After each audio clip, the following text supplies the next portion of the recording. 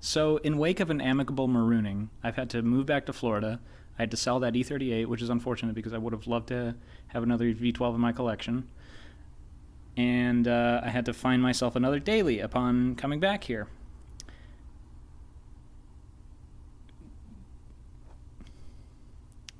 So I have my other cars at the shop. Those don't run. Then I picked up another car that doesn't run in hopes of turning that into a daily.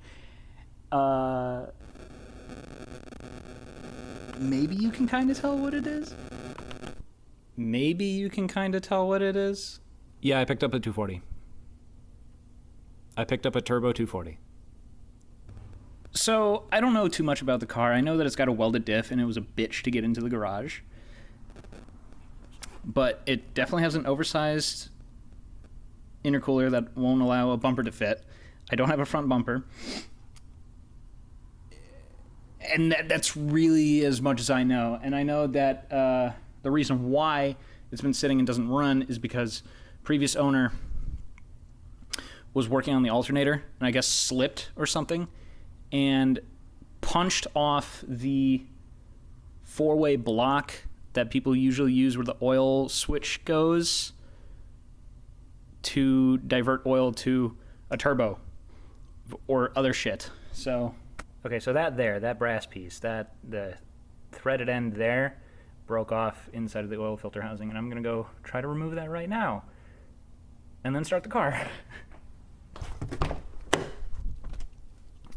Actually, before I do all that, let me show you the interior. It's leather. This is an SE, so I do have a HUD, and apparently that works. I have not plugged in the battery yet, but yeah, I'm excited to get this thing going.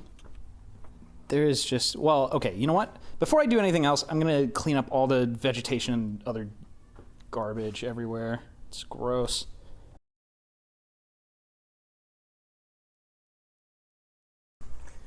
Well, I now appear to have discovered an ant problem. Or not ants. I don't know what these are.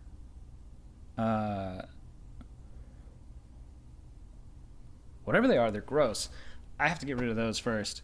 And I'm not sure how I'm going to do that, but I'll probably have a bug bomb or something go off in this thing and just let it sit for a while. So I'll probably just edit the video in that time. Yeah, before that, I think cleaning this was successful. I mean, there was just a whole bunch of stuff everywhere, but yeah, it just needs some spray and some other stuff first. And then, man, there's a whole bunch of wiring mess in this thing too that I'm gonna have to deal with. So yeah, I think this car is probably gonna be a little bit more interesting than a E38. Guess we'll see.